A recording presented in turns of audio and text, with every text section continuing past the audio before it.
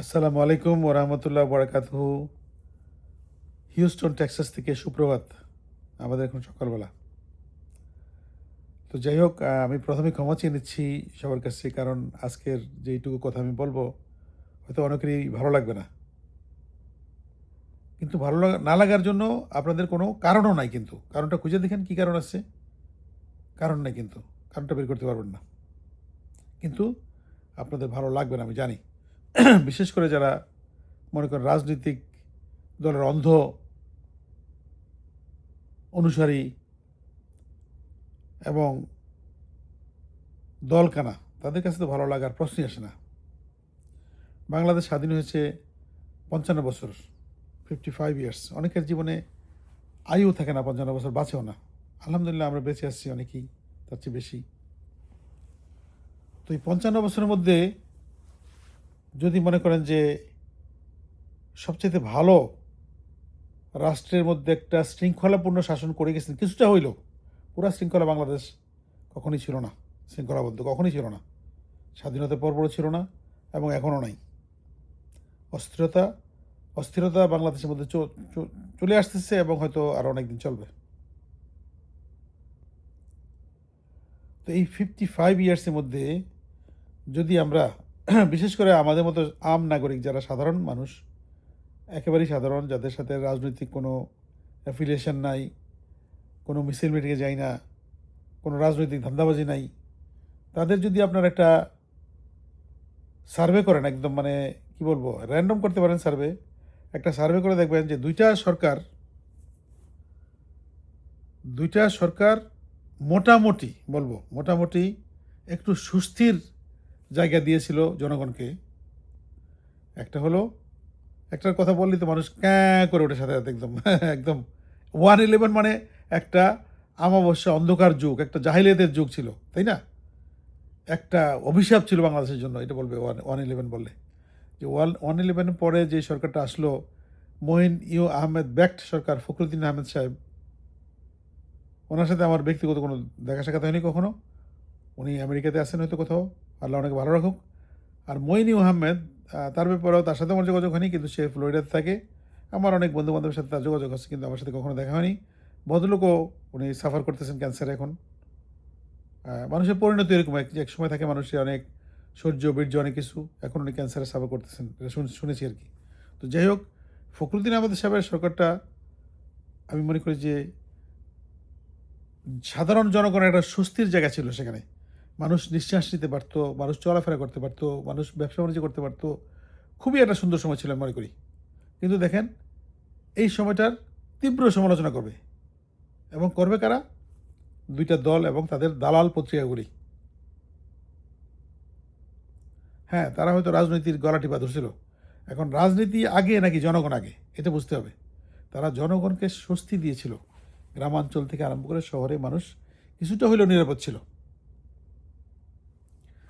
তারপরে আবার এই 55 বছরের মধ্যে আরেকটা সরকার, এই যে 18 মাসের সরকার, প্রফেসর ইউনূসের সরকার, উনি তো মনে করেন ওনার সাথে আর্মি ছিল না। ফখরুদ্দিন সাহেবের সাথে বিষ্ণু আর্মি ছিল, পুলিশ ছিল, অ্যাডমিনিস্ট্রেশন ছিল, বাধ্য ছিল সবাই থাকতে, একেবারে কানটা ধরে না বসে রাখছে সবাই। কিন্তু প্রফেসর ইউনূস সাহেব ভদ্রলোক, এবং ওনার সাথে রাজনৈতিক অসহযোগিতা করেছে প্রত্যেকটা দল, আমি বলবো প্রত্যেকটা দল। ইভেন এই যে জামাত শিবির, তারাও কিন্তু স্যারের সাথে একদম ব্লাইন্ডলি সাপোর্ট করেনি। কারণ সবাই ক্ষমতা আর কি, ইলেকশন করে ক্ষমতা নিব, এটাই ধান্দা সবাই ছিল। দেশটা ভালো মতো চলুক বা কিছু, ওই সময় কারো ধান্দা ছিল না, তারা রাজনৈতিক ফায়দার মধ্যে ছিল। তো প্রফেসর ইউনূস সাহেব সমস্ত অসহযোগিতা, পুলিশ, আর্মি, অ্যাডমিনিস্ট্রেশন, রাজনৈতিক দল, ইভেন সিভিল সোসাইটি, আমরাও তো স্যারের পাশে গিয়ে দাঁড়াই নাই তো। তো স্যারের এত অসহযোগিতার মধ্যেও স্যার কিন্তু যে সরকারটা চালাই গেছেন, এখানে অ্যাটলিস্ট আইনের শাসন ছিল, মানুষের কথা বলার স্বাধীনতা ছিল, এবং উনি চেষ্টা করছেন লাগাম টাইনা দেশটাকে চালানোর জন্য। অর্থনৈতিকভাবে ভালো করে গেছেন দেশটাকে, অনেক প্রতিষ্ঠানকে উনি বাঁচাইছেন ধ্বংস থেকে। এবং আমি জানি না, সবচেয়ে বেশি বদনাম ওনার এবং ফখরুদ্দিন সাহেবেরই কিন্তু বদনাম করবে আর কি, পলিটিক্যালি, বিশেষ পলিটিক্যাল পার্টিগুলি এবং ওদের দালাল যে মিডিয়া আছে, সংবাদপত্র আছে, টিভি আছে, তারা বলবে। আমি তো চাইতেছিলাম যে আসলে যেহেতু প্রধান উপদেষ্টার কার্যালয়, সেখানে তো 24 ঘন্টায় রেকর্ডিং থাকতো, ভিডিও রেকর্ডিং, অবশ্যই আর্কাইভ আছে সেখানে। ওনার সাথে যেই রাজনৈতিক দলগুলি আলাপ আলোচনা করেছিল, ওই ভিতরের ভিডিওগুলো যদি বাইরে ফাঁস করে দেওয়া যেত, তাহলে কিন্তু অনেকের চেহারা ফাঁস হইতো আর কি, ভালো মতো, যে ভিতরে কী বলে তারা, বাইরে আসে কী বলে, এবং স্যারের সাথে কত ধরনের বেইমানি করছে। যাই হোক, স্যারের যে জায়গায় আছেন, উনি যতটুকু চেষ্টা করছেন, উনি তো ক্ষমতা নিতে আসেননি, উনি ক্ষমতা নিতে আসেননি, এবং উনি মনে করেন যে ওনাকে জোর করে আনানো হয়েছে। উনি ছিলেন প্যারিসে, জোর করে আনা হয়েছে। কিন্তু দেখেন, কিন্তু উনি এই যত কিছু আছে সব কিছু বেশি দায়ী করবে ওনাকে। কেন দায়ী করবে? কারণ ওনাকে সবচেয়ে বেশি দায়ী করবে, মনে করো উনিই ক্ষমতা থেকে বাইর করে দিচ্ছেন হাসিনাকে, আওয়ামী লীগকে, উনি এটা করছেন, কিন্তু উনি তো এগুলির মধ্যে ছিলেন না। এখন এগুলি বলে কেন? কারণটা কি? কারণটা হলো উনি ভারত বিরোধী অবস্থান নিয়েছেন, ভারতের বিরুদ্ধে শক্ত অবস্থান নিয়েছেন, ভারতের কোনো রকম থ্রেটকে উনি পাত্তা দেননি। উনি ভারত বিরোধী একটা শক্ত অবস্থান নিয়েছেন, ওই কারণে আর কি ওনার এত বদনাম। এবং ফখরুদ্দিন মঈনুদ্দিন ওদেরও মঈনুদ্দিন পিছনে ছিল, ফখরুদ্দিন সাহেব বদনাম, কারণ উনি রাজনীতির একটু সংশোধন করতে চাইছে যে তোমরা রাজনীতি করলে ভালোই করতে হবো, নাহলে রাজনীতি করতে পারবো না তোমরা। রাজনীতি তোমাদের বাপদাদার সম্পত্তি না যে পরিবারতন্ত্র করবে তোমরা। তো যাই হোক, দুইটা সরকারি ওরা ভালো কাজ করার চেষ্টা করেছিল, করে গেছে কিছুটা, যেটুক। তো ওনাদের আমরা সুস্বাস্থ্য কামনা করি, ভালো থাকুক ওনারা করে গেছেন, কিন্তু ওনারা ভালো কাজ করে গেছেন, ওনারা কোনো দুর্নীতি করেন নাই। এখন যদি কেউ বলে ফখরুদ্দিন হাজার হাজার কোটি টাকা নিয়ে গেছে, কেউ প্রমাণ দেখ।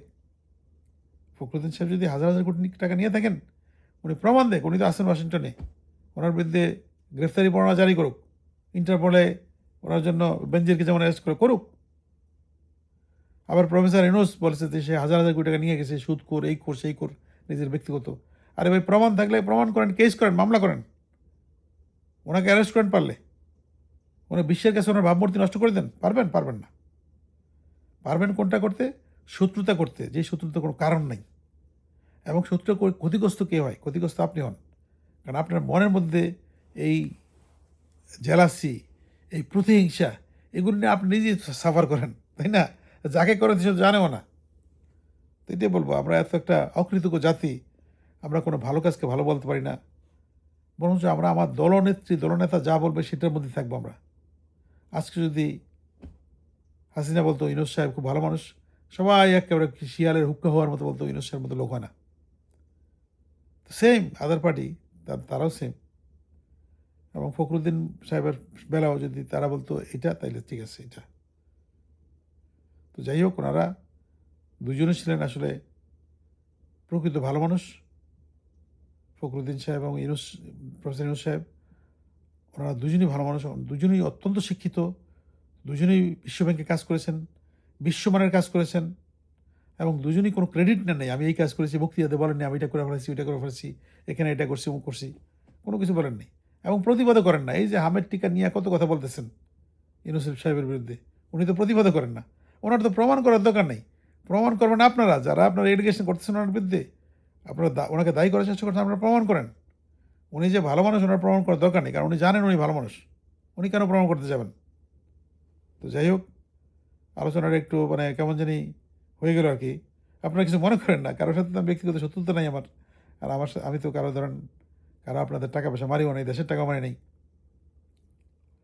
তো ফখরুদ্দিন সাহেব এবং ইউনূস সাহেব, ওনাদের দীর্ঘায়ু কামনা করি, ওনাদের সুস্থতা কামনা করি, এবং আশা করি ওনাদের নিয়ে হয়তো ভালো কোনো লেখালেখি হবে, ভালো কোনো চর্চা হবে, যেটা বাংলাদেশের জন্য, বাংলাদেশের রাজনীতির জন্য একটা দৃষ্টান্ত হিসেবে নিতে পারে মানুষ। ভালো থাকবেন। আসসালামু আলাইকুম ওয়া রাহমাতুল্লাহি ওয়া বারাকাতুহু।